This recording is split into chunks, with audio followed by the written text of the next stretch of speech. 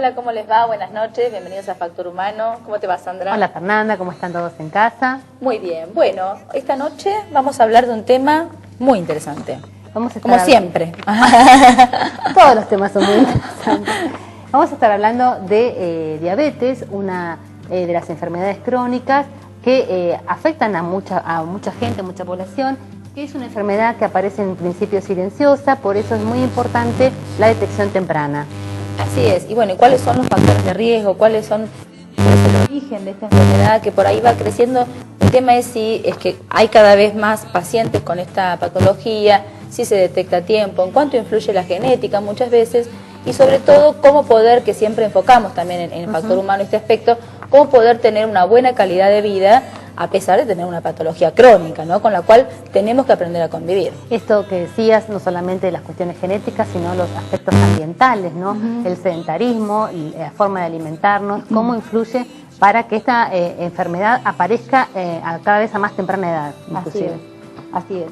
Bueno, y para eso nos acompaña esta noche la doctora Yanina Castaño, es médica, nutricionista, especialista en nutrición, pero también en diabetes. Con ella vamos a estar abordando todas estas temáticas. También tenemos hoy nuestro invitado, nuestro columnista Daniel Fanesi, que va a estar hablando en esta ocasión sobre el embarazo y la sexualidad en esta etapa de la vida de una mujer. Vamos a hablar de dos temas completamente diferentes, así que no se los pueden perder porque también en el embarazo hay sobre el embarazo y la sexualidad muchos mitos, algunos temores, y de ese tema vamos a estar hablando con el doctor Fanesi. Bueno, ya te vas con Yanina. Me voy con Yanina. Mientras les voy dando las líneas de comunicación donde ustedes puedan enviar mensajes de texto al 15652620. También pueden comunicarse con nosotros a través de Facebook, nos ubican como Factor Humano. Allí pueden enviarnos los mensajes, las preguntas que deseen hacer sobre estos dos temas.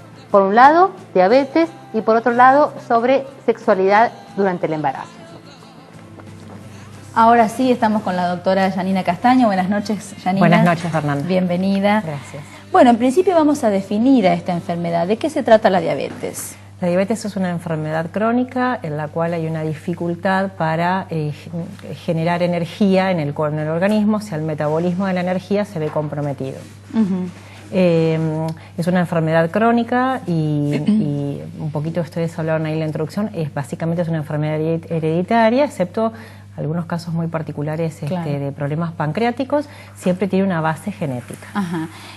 Cuando hablamos de diabetes, inmediatamente lo asociamos a la insulina, pero ¿qué es la insulina en nuestro cuerpo? ¿Qué función cumple? ¿La traemos con nosotros, la insulina? ¿Todos tenemos insulina? Claro, bueno, justamente en la diabetes, que cuando hay una alteración en la energía, en la generación de energía, nosotros, el organismo obtiene la energía de la glucosa, principalmente de la glucosa, que la glucosa es el producto de la degradación de los nutrientes. Entonces, para que esa glucosa o azúcar en sangre, esa famosa azúcar elevada en sangre, para cuando se forma la glucosa por la degradación de los nutrientes, que son todo lo que nosotros comemos, esa glucosa debe entrar en la célula. Para que la glucosa ingrese a la célula y actúe como fuente de energía, necesita de la insulina. La insulina es la llave que le abre la puerta de las células a la glucosa. ¿Qué es la insulina? Es una hormona. Es una hormona que está producida por las células beta del páncreas, que es uno de nuestros órganos, y el páncreas produce la cantidad suficiente y necesaria de insulina cada vez que nosotros necesitamos. Una persona que no tiene diabetes, cuando come lo que sea, lo que coma, y aumenta sus niveles de glucosa en sangre, automáticamente el páncreas libera más insulina y esa insulina le va a permitir abrir las llavecitas de las células para que ingrese la glucosa y actúe como fuente de energía en todo nuestro organismo. En la diabetes, justamente la diabetes es una enfermedad en la cual hay una alteración en la producción de insulina del páncreas. Y lo que se genera es esta falta de energía que vos decís. Exactamente, cuando, bueno, vamos a hablar de las clases de diabetes, pero básicamente en la diabetes o no hay insulina, o hay muy poca insulina, o la insulina que hay actúa en forma deficiente, como si yo hiciera una llave mal, entonces por más que tenga llaves no puedo abrir la puerta. Entonces tengo un déficit en la insulina de cualquiera de estas formas y una glucosa que está en sangre pero paulatinamente aumentando en la medida que el paciente va comiendo y pasan los días, porque no hay manera de que esa glucosa ingrese a la célula. Entonces va elevando su nivel de glucosa en sangre, que se llama glucemia, y eso trae aparejado también un aumento del nivel de la glucosa en riñón, porque el riñón empieza a liberar glucosa porque está en más cantidad, hasta que por supuesto la situación se desborda. En ese contexto hay glucosa circulando, pero no puede actuar como fuente de energía. Entonces, típicamente hay una falta de energía, una sensación de cansancio. Según las clases de diabetes, en los inicios hay más o menos síntomas, pero básicamente lo que no tenemos es la energía que necesita el organismo para llevar a cabo sus acciones metabólicas. Claro. ¿Y a quiénes afecta este problema? La diabetes es una enfermedad hereditaria y cuando hay una genética predisponente, las probabilidades de padecer diabetes son altas. En los últimos años se ha avanzado mucho en el tema de genética y en enfermedades crónicas como la diabetes, la hipertensión, los problemas de colesterol, las dislipemias. Se sabe que la fuerza genética no es tan importante como nosotros creíamos, que es mucho más importante lo que uno le agrega a la genética, que son los factores externos, que se llama es la epigenética.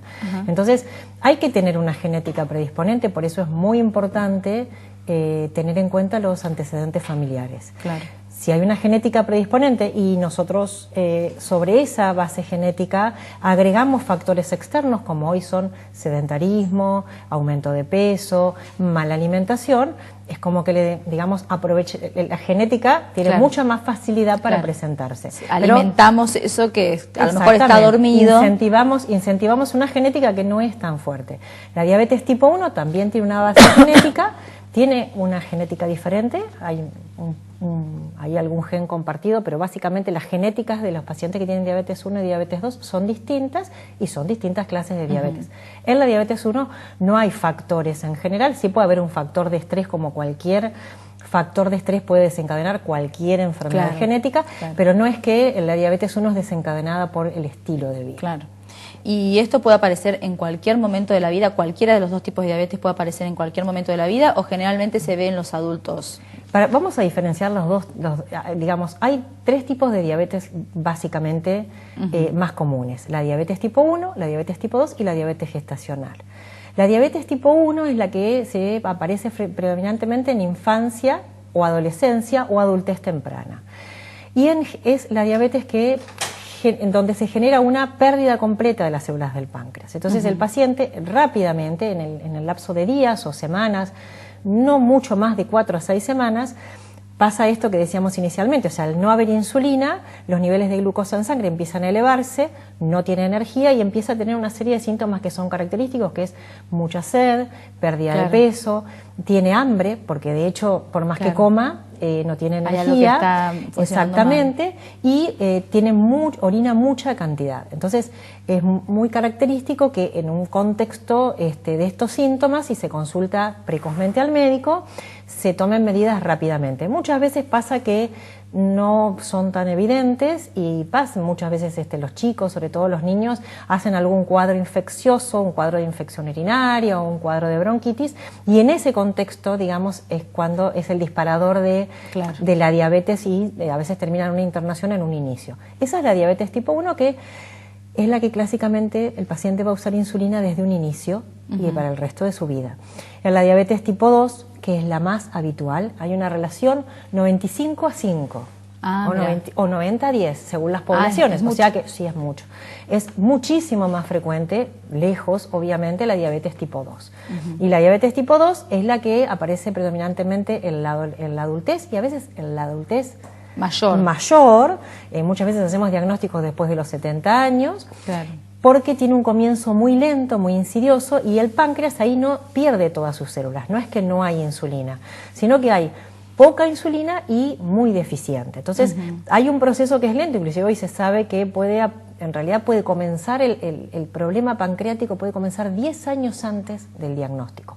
Por eso nosotros en la diabetes tipo 2, que es la más frecuente, que es la que más se va a disparar con el cambio de estilo de vida que tenemos hoy, con un estilo de vida no saludable, y que es la de comienzo más lento e insidioso, es la que más insistimos en pesquisar, en buscar, porque un diagnóstico precoz va a adelantar muchísimo los tiempos digamos, los tiempos de tratamiento, y eso va a disminuir las posibilidades de complicaciones. Bien, buenísimos todas las definiciones sobre la enfermedad.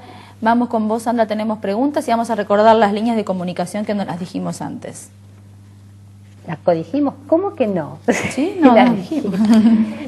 Pueden comunicarse con nosotros al 15 65 26 20 a través de mensaje de texto, sino también nos encuentra en Facebook como Factor Humano.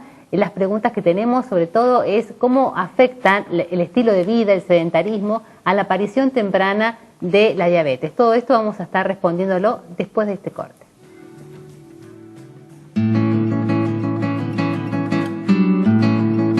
Centro Sexológico del Dr. Daniel Fanesi. Eyaculación precoz, falta de erección, menopausia, andropausia, problemas de pareja, psiquiatría y psicología médica. Centro Sexológico del Dr. Daniel Fanesi. Por consultas, llámenos al 02284 44 1371, celular 02284 1561 4590 o visita nuestra página web sexualidadyplenitud.com.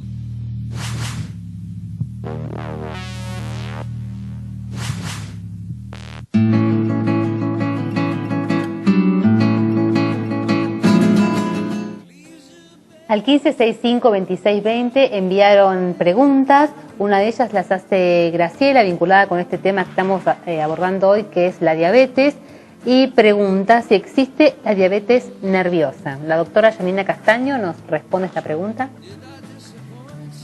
Bueno, en realidad los factores de estrés pueden desencadenar, pueden despertar o actuar como gatillo disparando una enfermedad que genéticamente está dormida, por decir de una forma que se pueda entender. No hay, digamos, no hay colesterol nervioso o diabetes nerviosa, sino que muchas veces, y realmente en el relato de mucha gente que empezó con su diabetes, cuenta que le hicieron el diagnóstico de diabetes dentro de una situación de estrés físico estamos hablando, puede ser una cirugía, una enfermedad como una neumonía, puede ser un embarazo, o sea, hay distintas circunstancias. La pérdida que de un ser querido, un estrés emocional. Exacto. También. Un estrés emocional es un estrés físico también, claro, sí. Pero también, digamos, desde el punto de vista médico, el estrés físico son las situaciones de gran estrés para el organismo, por ejemplo, claro, los traumatismos o las cirugías o las infecciones importantes, y eso puede desencadenar cualquier enfermedad que esté genéticamente dormida. Claro. Bueno, en el bloque anterior, Yanina, nombrábamos un poco las diferencias, los diferentes tipos de diabetes, tipo 1 y tipo 2. Recordanos un poquito cuáles son los síntomas que aparecen en cada una de ellas. En la diabetes tipo 1 es muy importante, sobre todo para los papás, porque es muy frecuente en la infancia, recordar que si los niños o los adolescentes se sienten muy cansados repentinamente, toman mucha cantidad de líquido, comen y siguen teniendo hambre, o tienen mucho dolor de cabeza, los ven que están como de golpe como desganados, es muy importante hacer la consulta. Claro. Y más allá de que haya o no antecedentes familiares, porque la diabetes tipo 1 tiene una genética no tan fuerte, por eso, bueno, no es tan frecuente, y entonces muchas veces uno dice, no, pero si en mi familia no hay pacientes con diabetes, claro, de hecho los hay, pero no se enteraron, claro, esa es la realidad, pero es muy importante la consulta precoz en la diabetes 1, es muy importante. Y en la diabetes tipo 2, sobre todo tener en cuenta antecedentes familiares. Claro. Si alguna mamá, que ahora vamos a hablar de después de la diabetes gestacional, si alguna mamá tuvo un nene que pesó más de 4 kilos, o si la mamá tuvo bebés que pesaron más de 4 kilos, o tiene familiares directos con diabetes, es muy importante que se hagan los controles, sobre todo mayores de 45 años, con obesidad, con sobrepeso o con otros factores de riesgo como hipertensión o dislipemia. Es muy importante la consulta. Eso es una consulta que lo puede hacer con su médico clínico, pidiéndole un laboratorio, y si tiene muchas dudas o los factores, o hay muchos factores que podrían sumar, se hace algún estudio un poquito más importante.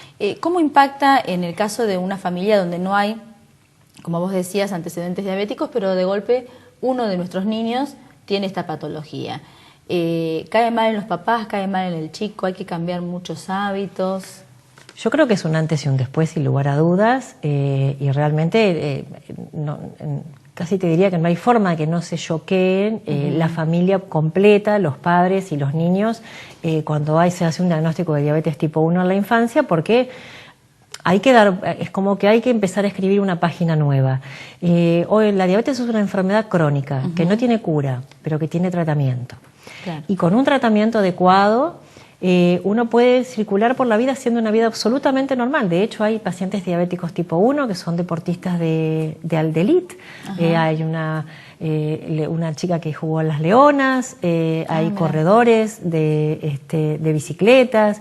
En realidad hay un montón de deportistas, hay un polista, hay un montón de deportistas que siguen adelante o que empezaron en su infancia y después desarrollaron una carrera deportiva siendo diabéticos tipo 1, aplicándose insulina 4 o 5 veces por día, monitoreándose la glucemia. Eso alienta a los pacientes a conocer esos casos, sirve como un estímulo, como una forma de perder un poquito el temor. Por supuesto, totalmente. Nosotros lo que propiciamos hoy es cualquier enfermedad, cualquier diagnóstico de enfermedad crónica es choqueante, sin lugar a dudas. Cuando los padres tienen un niño con diabetes, tienen muchos temores de qué es lo que pasa cuando el niño está fuera de casa, cuando está en el colegio, cuando realiza un deporte, cuando está en la casa de un amigo. Es muy importante generar habilidades tanto en los niños como en los familiares directos para que esto sea una situación de ocupación pero no de preocupación. Claro. Que no se convierta en un trauma, ¿no? Porque si no, por ahí trae otras patologías asociadas que terminan siendo por supuesto. A veces más complicadas. Los chicos, los niños tienen mucha capacidad de asimilar la situación. Muchas veces son los padres, y es entendible, los que más temor tienen. De hecho, hace poco, a través del papá de un niño con diabetes en Estados Unidos, se generó un sistema por el cual él en su smartphone recibe los datos de cómo está la glucosa del nene, que está en la escuela, para comunicarse con los maestros y decirles cuánta insulina le tienen que poner. Porque el chiquito tiene 5 años, lo desarrolló un papá, a partir de ahí eso se está implementando. O sea, también hay mucho avance. Claro, hoy la tecnología por ahí ofrece otras alternativas. Hay mucho avance en las formas de tratamiento, en las maneras de aplicación de insulina, en los monitoreos que se hacen, y se va para adelante con eso. Entonces, es una enfermedad con la que hay que convivir, no cabe duda, pero es una enfermedad con la que se puede convivir y con la que uno puede llevar, el paciente con diabetes puede hacer una vida absolutamente normal con los cuidados que requiera su enfermedad, pero absolutamente normal. Claro. Bueno, ¿qué pasa con la diabetes gestacional? Esto es en un momento específico de la vida de una mujer, cuando estamos embarazadas suele o puede llegar a pasar. ¿Hay algún porcentaje hay alguna estadística que marque cada cuántas mujeres? No, estadísticas no hay. Lo que se sabe, o sea, la diabetes gestacional es la diabetes que aparece cuando una mujer está embarazada. Puede ser diabetes tipo 1 o puede ser diabetes tipo 2. O sea, básicamente no es que la diabetes gestacional es un ente distinto, sino que es una diabetes que se diagnostica durante el embarazo. Según el momento, según la clase de paciente, uno va sabiendo que si es diabetes tipo 1 o tipo 2. En general, la mayor parte de las diabetes gestacionales son tipo 2, porque hay una insulinoresistencia natural en el embarazo, que es como que el organismo se resiste al trabajo de la insulina, hace menos efectiva esa llavecita que abre las células, para mantenerla. Eso es un mecanismo fisiológico para mantener la alimentación del bebé. Cuando ese mecanismo está medio sobredimensionado y hay una genética y hay un aumento de peso y hay una mala alimentación, las probabilidades de que aparezca una diabetes gestacional son mayores. La diabetes gestacional puede, luego del embarazo, retrogradar o no. ¿Y en qué momento del embarazo suele aparecer? La diabetes más frecuente en el embarazo, que es la diabetes tipo 2, suele aparecer después de la semana 24 del embarazo. Que es el momento en que el médico envía a hacer un laboratorio que uno tiene que tomar una curva, una exactamente. taza de agua. Ya hace unos cuantos años la Sociedad Argentina de Diabetes, aliándose con la Sociedad Americana de Diabetes y con la Sociedad Europea, lo que plantean es hacer screening en todas las mujeres embarazadas, no solamente en quienes tienen factores de riesgo o antecedentes familiares.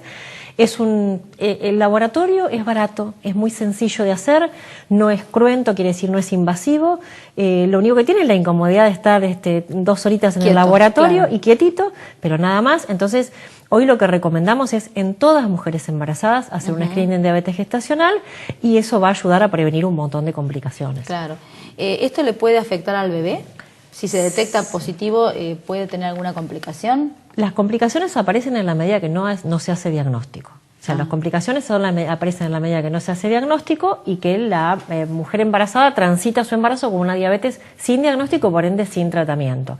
Y las complicaciones pueden ir desde lo más habitual, que es un bebé grandote, un bebé de mayor tamaño del que debería tener, cualquier niño de más de 4 kilos, cualquier mamá que tenga un niño de más de 4 kilos de término, ese niño está expuesto a concentraciones altas de glucosa en la placenta de la mamá. Y después, a ver, puede causar abortos, malformaciones fetales, hay una serie de factores que por ahí son un poco menos comunes. Básicamente lo que buscamos es que eso no ocurra. Claro. O sea, que todas las mamás, todas las mujeres que están embarazadas, dentro del control que hacen con el ginecólogo, hagan su curva de glucemia entre la semana 24 y 26 y se pueda detectar precozmente si hay una diabetes o no. Bien. Sandra, ¿tenemos alguna consulta en nuestras líneas telefónicas o al Facebook? Tenemos preguntas que han enviado hasta ahora al 1565-2620 por el Facebook. Nos dicen muy interesante el programa, muchos me gusta.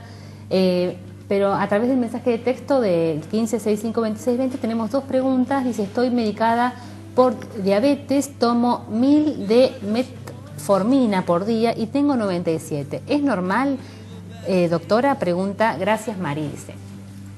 Bueno, la metformina son medicamentos de primera línea de elección hoy y si ella está con valores de glucemia de 97, evidentemente está muy bien controlado. O sea que sí, a veces una de las preguntas que nos hacen los pacientes es, ¿es normal que esté con 80? Claro, sí, porque es una glucemia normal. ¿Cuánto es lo normal? Lo normal es de 70 a 100. Ajá. ¿Sí? Entonces, si cualquier paciente con diabetes está en esos valores, está fantástico. Claro. El organismo ni se entera que tiene diabetes. Claro. Obviamente que el paciente que tiene diabetes tiene fluctuaciones, no está siempre dentro del rango de valor normal. Pero cuanto más normal esté la glucemia, mejor controlado está. ¿Han ido cambiando también los valores médicos? Sí, han ido cambiando como en muchas cosas. En realidad los valores en medicina, los valores de laboratorio y los metabólicos han ido cambiando en base a estudios. O sea, hoy se ha visto que, por ejemplo, con determinado valor de colesterol, que antes era considerado como normal, el riesgo de aterosclerosis es 10 veces más que con el valor que hoy es considerado normal. Entonces, no es que ha cambiado por una cuestión caprichosa, sino que lo que los estudios grandes han visto es lo que nosotros decimos en medicina puntos de corte. Este es el valor de punto de corte a partir del cual yo empiezo a tener riesgos. No quiere decir que me va a pasar, quiere decir que elevo los riesgos de determinadas enfermedades. Bien. Y otra de las preguntas está relacionada con lo que están hablando. La hace Ernesto, dice, muy lindo programa. Le pregunto a la doctora, ¿hasta cuánto es la cifra del que no pasa a ser diabético? Debe ser dentro del diagnóstico, ¿no? La glucemia normal es en ayunas, con un ayuno de 8 a 12 horas, es entre 70 y 110. La diabetes se diagnostica con 2 glucemias en ayunas mayores de 126 o una glucemia en cualquier momento del día mayor a 200. O con una curva patológica que, bueno, ahí es, para no cansar con las cifras.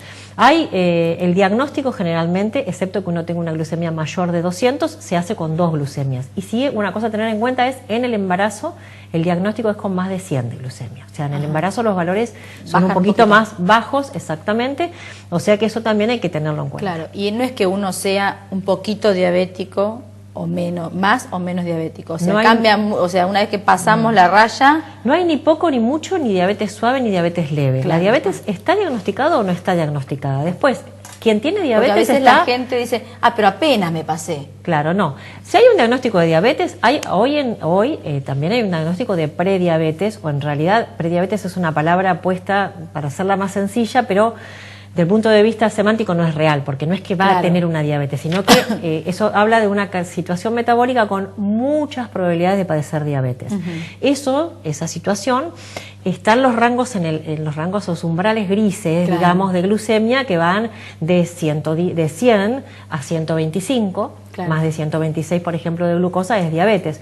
Es muy importante detectar a los pacientes que están en ese rango. Es más, hoy se considera que por lo menos de cada 10 pacientes, de cada 10 pacientes que son diabéticos, hay 4 o 5 pacientes que no saben que tienen diabetes. O sea que es muy importante hacer el diagnóstico, exactamente, y es muy importante hacer los análisis que hagan falta y por ahí hacer alguna prueba más para no quedarse solo con una glucemia. Cuando las glucemias en ayunas son mayores a 100, hay que evaluar en la situación particular, los antecedentes del paciente y determinados factores y ver si se hacen más estudios, si no se queda uno con un poquito más alta. Y después la diabetes no es más suave o menos suave. Si hay diabetes, hay. Claro. Si el diagnóstico está hecho, eso es un diagnóstico que ya está listo, hecho. Ahora bien, la diabetes puede estar bien o mal controlada, que generalmente ahí es donde la confusión cuando dicen, pero mi mamá tenía una diabetes que era leve.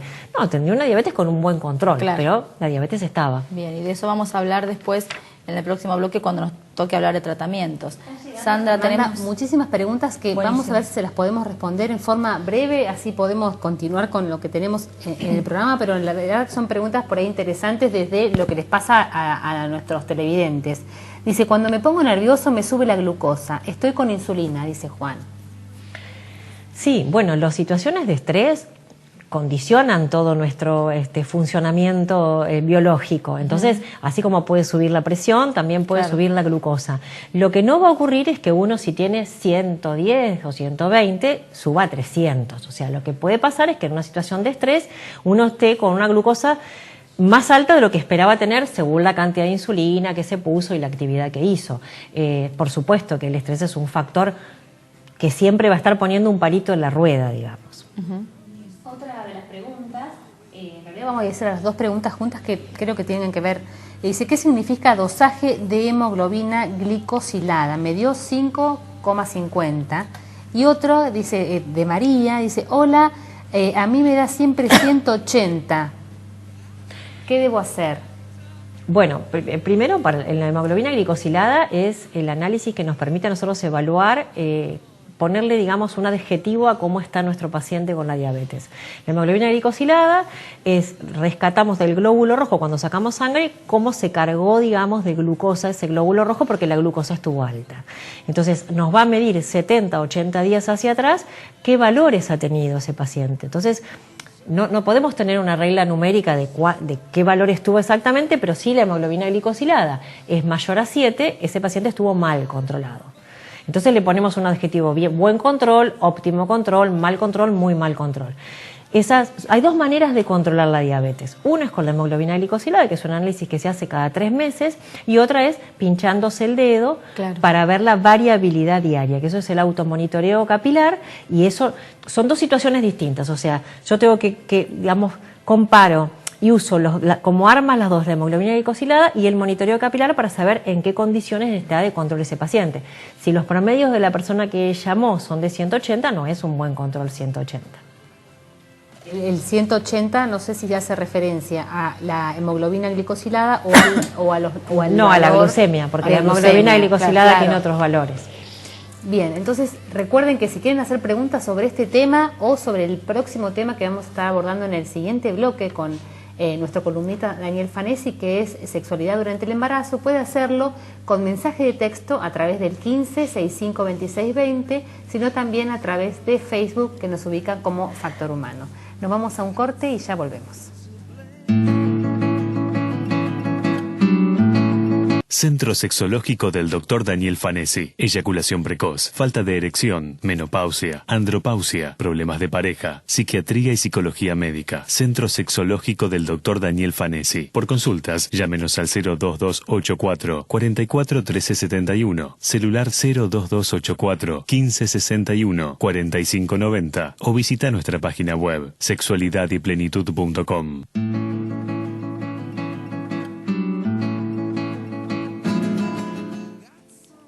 Seguimos en Factor Humano. En este bloque estamos con nuestro columnista Daniel Fanesi. Buenas noches, Daniel. Hola, ¿cómo ¿qué estás? tal? ¿Cómo estás? Bien, ¿y vos? Bien, sí. Es nuestro especialista en sexualidad, sexólogo. Y el tema que queríamos abordar hoy es los cambios, si es que se dan cambios dentro de lo que es la sexualidad cuando una mujer está embarazada.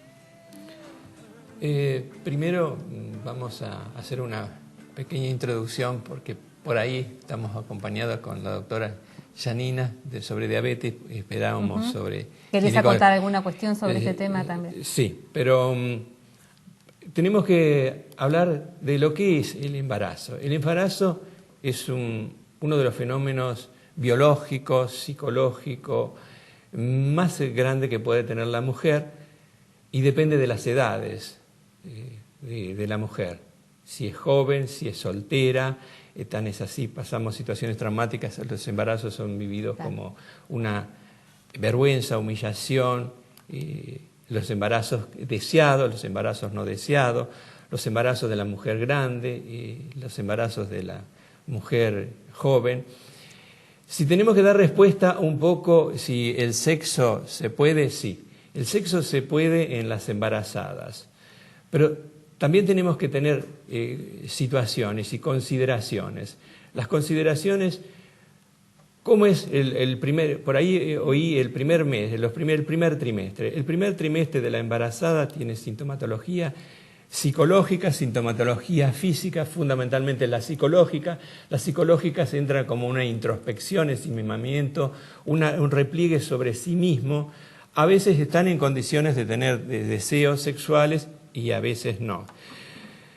¿Qué tipo de deseo? Es decir, tienen influencia en cuanto a poder la práctica sexual, pero tiene que tener algunos cuidados, algunas observaciones, porque no se puede tener sexo en una embarazada que tenga peligro de amenaza de aborto, que tenga peligro de una situación de infección o lo que sea. Por ejemplo, lo que se dice, por ejemplo, o esto es un mito, se dice, no, en el momento del embarazo vas a perder el deseo sexual. Bueno, o al contrario, hay un porcentaje de mujeres que aumenta el deseo sexual. ¿Estos son mitos? Es mitad y mitad. El mito de no tener deseos no es una realidad, pero particularmente en algunas mujeres no tienen deseo por las dificultades, por la falta de estas situaciones, impedimentos psicológicos y esta introspección. También depende del hombre, que por lo general, si una mujer tiene un embarazo sola, es una joven que tiene todas esas barreras, ese no decir, ese no manifestar, esa situación de ocultamiento. No podemos esperar y tan es así que en la actualidad, que es un programa, en los programas, es decir, de este asesinato que sucedió, que es de embarazada, se vive con vergüenza, que se vive con ocultamiento, con una represión. Esto va más allá si se tiene o no la situación de aborto, que es un punto que consideraremos en nuestra situación. ¿Qué puede esperar en una jovencita que sí, que tiene la situación de un contacto sexual o un placer? ¿Pero qué podemos hablar? ¿Puede tener placer esa chica que tiene todas esas dificultades? ¿Puede tener placer una mujer que tiene un embarazo y que está en una situación de separación y tiene un embarazo? No puede tener deseo y ganas de tener sexo. Pero va más allá de la cuestión física. Va más allá de la cuestión física. Pero acá, es decir, el abordaje, hablando de la cuestión física, es decir, en el segundo trimestre, donde se produce un cambio bastante marcado. Ya empieza a salir la pancita, ya se nota. No, empieza a salir la pancita, empieza a haber modificaciones en los senos o en los pechos, en las características de la mujer, sobre todo si es coqueta, también empiezan los cuestionamientos sobre sí misma. Eso, en esa autoimagen que algunas están preparadas y otras no, y depende del marido y del compañero, que la mime, que la proteja, que la comprenda, que la siga haciendo, que le sigue hermosa, ¿no? Sí, que no sea hipócrita, fundamentalmente, que no sea hipócrita, que sea sincero. En ese momento, en esa segunda etapa del segundo trimestre, ahí, es decir, se produce como una tranquilidad en el segundo trimestre. En el segundo trimestre es una situación de estabilidad. Ya por lo general está asumido. Para bien o para mal, claro, el embarazo está asumido. ¿Por qué digo para bien? Es decir, todo no es alegría, todo no es contenteza, como diría el italiano en esta situación. Porque a veces no es contrariado, depende si estudia, si no estudia, si trabaja, depende de las situaciones económicas, de las situaciones sociales, de las situaciones del medio ambiente, familiares, porque por lo general en el embarazo opina la madre, la suegra, y todo eso es un contexto que va haciendo una controversia, una situación de no comprensión. ¿Qué pasa? Hay también no solamente la cuestión de la mujer y su sexualidad y sus deseos sexuales en el embarazo. ¿Qué pasa con el hombre? Hay casos en que el hombre puede tener miedo o puede querer no tener relaciones sexuales o falta de deseo con su mujer embarazada. En el mejor de los casos, cuando el hombre acompaña la situación. El hombre, cuando tocamos el tema en algunas sesiones y consultan por la cuestión de deseo, que son las menos, el hombre por ahí está en retirada, se aleja. Y aquí puede existir también situaciones de infidelidad en la situación. Del hombre tomar otra situación, otro camino y de alejarse. Eso va en detrimento y en dolor para la mujer. Se produce un repliegue sobre sí mismo, si bien esto se da en el primer trimestre, en el segundo. Entonces se siente desvalorizada, se siente desprotegida. Tiene un embarazo que para todo el mundo es una alegría, es una satisfacción, pero hay que ponerse en la piel de la mujer si no está acompañada en la situación. Es decir, ¿qué práctica puede tener? Vamos al sexo en sí. En el sexo se puede tener sexo, se puede tener penetración, depende si el tocólogo y el obstetra lo autoriza, también tiene que haber un monitoreo adecuado sobre esa cuestión. Un seguimiento. Se puede tener, pero con precauciones. En el primer trimestre está la amenaza de aborto, algunas infecciones. No se puede tener sexo si hay un sangrado. Claro. Si hay una situación de infección, por ejemplo, que se da. En el segundo trimestre sí se puede tener porque hay una estabilidad. Está la aceptación del embarazo, la comprensión, la aceptación no solamente por la mujer, la aceptación por el hombre, en el mejor de los casos. Pero en cuanto a la pregunta puntual, ¿qué hace el hombre? El hombre o lo asume o se repliega. Y esto, pero puede ser que se repliegue y no porque vaya a ser infiel, sino porque le genere una situación de que con su pareja de no poder afrontar esta nueva situación. ¿Puede darse el caso? Porque hay una falta de... Esto se da, por ejemplo, en los primeros embarazos, pero hay una falta de información, una falta de preparación, claro, y un concepto equivocado. ¿Cuál es el concepto? No tenemos que asociar el embarazo como una situación de enfermedad. Claro. Todavía está en la mente de asociar el embarazo como una situación. Mentira. El embarazo es una situación.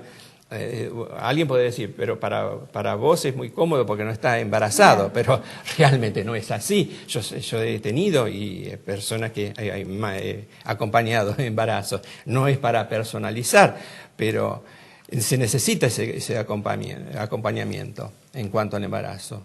Y en cuanto al tercer trimestre, donde ya están lo sumo, la expresión más grande del embarazo, ahí también hay que tener cuidados y, por ejemplo, cuidados ¿en qué sentido? Vamos a decir las posturas sexuales. Las posturas sexuales no es lo mismo para la mujer embarazada como para la mujer que está sin embarazo. Hay que cuidar, por ejemplo, en la embarazada, la movilidad, la respiración, las dificultades propias. Pero si no se puede tener una penetración propiamente dicho, también está y el sexo oral, el sexo de las caricias, la protección, el beso, el abrazo, la comprensión. Y eso en cuanto a los mitos. En cuanto a los mitos que existen, ¿el sexo daña al feto? ¿Daña al bebé? No, no daña al bebé. En cuanto a mitos, no porque golpea la cabeza del chico. ¿El semen hace mal? El semen sí, puede afectar y intoxicar al chico. ¿Puede provocar el orgasmo un parto prematuro? Algunas corrientes dicen que sí, otras corrientes que no. Pero yo creo que en la corriente actual y positivista, los partos, las relaciones pueden ayudar a mejorar las contracciones y los últimos momentos del parto y también de la dilatación. Estas cuestiones. Así que incluso hasta positivo, Daniel. Es positivo esta situación. Vamos a ir redondeando la información, como decir, para que quede claro, digamos, en cualquier caso, en cualquier situación de duda, lo más importante es consultar con el ginecólogo, con un especialista. En esta cuestión fundamental, o con un sexólogo en este caso de cuando si hay una necesidad de una situación, pero tener una situación de apertura, no una situación de mitos, de creencias que no necesariamente tiene que ser religiosas, sino de esas creencias que bloquean, que me dice la abuela y que dicen la situación actual. También está, hay que considerar, el parto en sí. El parto en sí es una situación sumamente traumática, dolorosa, es decir, dolorosa en cuanto al dolor en sí, y también hay que ponerse en la mente de la persona, de la mujer, porque temor a cómo va a nacer el bebé, si va a ser sano, si va a ser enfermo y toda esta situación. Y también en la situación de posparto, que viene a cuento, y ahí donde hay una parte bastante importante en cuanto a lo sexual. Si bien son los 9 meses que tienen dificultades, pero el posparto también, que se produce esa triada que se llama, esa triada madre, hijo y marido, donde hay un repliegue sobre el hijo, y es una cuestión más allá del mito de la cuarentena, que hay que cuidar esta situación, y que a veces dentro de los mitos dice que la mujer que amamanta no puede tener relaciones sexuales y todo eso. ¿Te parece que este tema lo abordemos en la próxima? Lo abordemos en la próxima, porque sí. ya nos estamos quedando sin tiempo. Bueno, pero así hay que muchísimo. Tenemos muchísimo más para hablar muchísimo, de este tema. Sí. Bueno, Daniel, muchas gracias por acompañarnos. Recuerden que estamos en vivo, nos queda el último bloque del programa. Vamos a continuar hablando sobre los tratamientos para diabetes con la doctora Yanina Castaño. Recuerden que pueden hacer consultas con mensaje de texto al 15652630 o si no a través a través de Facebook.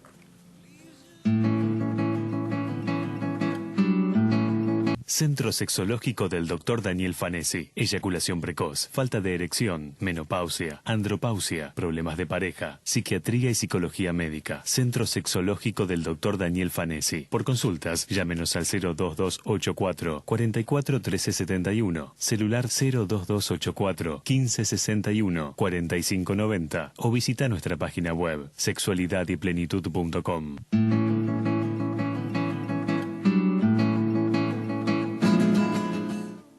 Seguimos en Factor Humano, vamos a continuar este último bloque hablando de los tratamientos y los cuidados necesarios para un paciente con diabetes. Tenemos una pregunta que hace Rosa, dice: mi marido es diabético y cada invierno se enferma de la bronquitis y le cuesta mucho recuperarse completamente. ¿Es por la diabetes o será por la edad? Pregunta. La diabetes es una enfermedad que cuando no está bien controlada baja las defensas. Entonces es muy común que los pacientes diabéticos con un control regular o malo tengan diversas enfermedades, como enfermedades vulvovaginales, infecciones micóticas, o sea, micosis genitales en hombres y en mujeres, e infecciones urinarias son típicas enfermedades que ocurren en una diabetes no muy bien controlada. Desconozco el caso puntual de lo que la señora dice, pero bueno, puede tener que ver varios factores, entre ellos el tema de una diabetes que no tenga un muy buen control. ¿Y cada cuánto hay que hacer los controles para poder evitar estas cuestiones?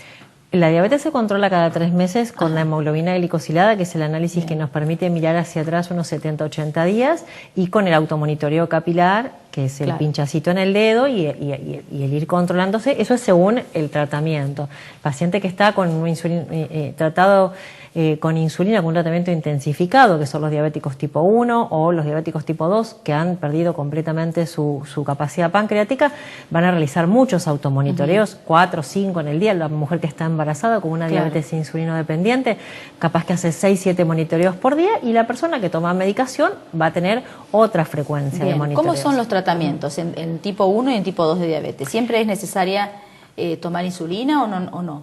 La diabetes tipo 1 se trata con insulina. La diabetes tipo 1 hay un páncreas que dejó de funcionar y necesitamos agregar insulina externamente. Entonces, la aplicación de insulina es la condición sine qua non. Hoy hay alguna otra medicación que se puede agregar en una diabetes tipo 1, pero básicamente vamos a hablar de que el diabético tipo 1 tiene que usar insulina. ¿Y esto es inyectable? Sí. ¿Y es diario? Es diario y es, según el tratamiento, es 3 o 4 veces por día. Ajá. Se hace el tratamiento con insulina en una persona que tiene un tratamiento intensificado de insulina, o sea, que no tiene páncreas funcionando y que todo lo que va a usar el organismo de insulina es lo que se inyecta. Se tiene que aplicar una insulina lenta, se tiene que corregir antes de cada comida, eso es pincharse el dedo, ver cuánto tiene de glucemia y aplicarse la cantidad de insulina previo a las comidas. ¿Y el tratamiento se lo aplica cada uno, digamos? Sí, no es que tiene que ir a hacerse una inyección. No. Bien. No, inclusive también educados los exactamente, pacientes en ese sentido. Bueno, Nosotros decimos que el tratamiento de la diabetes es como las patas de la mesa. Una pata es el estilo de vida saludable, la actividad física, una alimentación saludable. La otra pata es el tratamiento, lo que haga falta, sea insulina, sean medicamentos. La otra pata es el automonitoreo. Me pincho el dedo y sé cómo estoy porque la diabetes no duele. Claro. Y la cuarta pata es la educación, porque Claro. como es una enfermedad crónica y que no duele, que no tiene síntomas, el paciente debe saber qué es lo que le pasa, por qué le pasa, qué es lo que debe evitar, cómo se debe controlar, qué es lo que está previniendo. En la medida que el paciente tiene conocimiento, también tiene el poder para ejecutar. Claro, y en esos casos evitamos las famosas complicaciones de pie diabético, de cuestiones renales, ¿no es cierto? La ceguera. La diabetes es una enfermedad multifactorial y tiene múltiples complicaciones y todas las complicaciones y en sus estadios más avanzados disminuyen la calidad de vida terriblemente. Claro. La realidad es que nosotros con un buen control de la diabetes disminuimos el riesgo de complicaciones casi a cero. Entonces una persona que tiene una diabetes controlada y que se automonitorea, que hace el tratamiento adecuado, que se controla y que tiene buenos valores de glucemia, no va a desarrollar complicaciones, Claro. o las va a desarrollar en su mínima expresión. Cuando la diabetes está mal controlada y aparecen las complicaciones, ahí ya te estamos jugando como los malabaristas, Claro. tratando de que no se nos caigan los platos si la cuestión es un poquito más compleja. Bien. Eso es lo que buscamos que no pase. Tal cual. Y en el caso del tipo 2, no se usa insulina y con medicación. No, sí. En el caso del tipo 2 se usa lo que se necesita. Ah. Inicialmente el paciente con diabetes tipo 2 va a comenzar con un tratamiento no insulínico. En general, a veces cuando el paciente con diabetes tipo 2 comienza, hace su debut, se diagnostica con un cuadro muy severo, muchas veces usa insulina en un inicio y después puede ser que reactive un poco el páncreas y no la necesite más. Pero en general el diabético tipo 2, tiene un tratamiento farmacológico con Claro. comprimidos. En la medida que van pasando los años, el páncreas se va agotando. Claro. Entonces la diabetes es una enfermedad crónica y a su vez que va evolucionando. Entonces es muy probable y más de la mitad de los pacientes diabéticos tipo 2 en algún momento van a requerir insulina, por ahí no una insulinoterapia como la del diabético tipo 1 con 5 aplicaciones diarias, sino complementar Claro. la medicación que traen con alguna insulina que apoye, digamos, un páncreas que está muy agotado. Bien. Bueno, Janina, se nos terminó el programa. Muchísimas gracias, clarísima, como siempre. Tenemos algunas preguntas, Sandra. Mira, nos vamos a ir con una última pregunta, A Fer, que ver. nos mandaron, que las hace Raúl. Dice, hola, buenas noches, soy diabético insulino dependiente. La glicosalida siempre me da dentro de los valores establecidos, pero la médica me pide que suba valores superiores. Ejemplo de 7 a 7,5. ¿Está bien? Pregunta. Bueno, salvando el caso particular del que no podemos hablar porque no lo conocemos, el control, un diabético bien controlado es una persona que tiene una glicosilada de 6,5 a 7. Eso no es una cifra fija, o sea, hay que tener en cuenta la edad, Claro. las situaciones, o sea, por ejemplo, en los adultos mayores, en una persona que tiene 70 y pico, 80 años, muchas veces no le vamos a pedir esa glicosilada, sino que con una glicosilada de 7,5 u 8 prevenimos las hipoglucemias y tenemos un buen control, pero para hacerlo general y para hacerlo, digamos, para la mayor parte de los diabéticos, cuando la hemoglobina glicosilada está de 6,5 a 7, esa persona tiene buen control, quiere decir que la mayor parte de sus glucemias no subieron, estuvieron elevadas lo suficiente, ni el suficiente tiempo como para lastimar. Bien. Bueno, muchísimas gracias, Janina. Gracias a Muy ustedes. clara como siempre. Gracias por Gracias. acompañarnos. Sandra, nos despedimos. Y se nos acabó el programa, muy interesante el programa de hoy, también con Daniel Fanesi, que nos estuvo acompañando. Nos encontramos entonces nosotros el próximo miércoles a las 21:30 después de noticias. Hasta la próxima semana.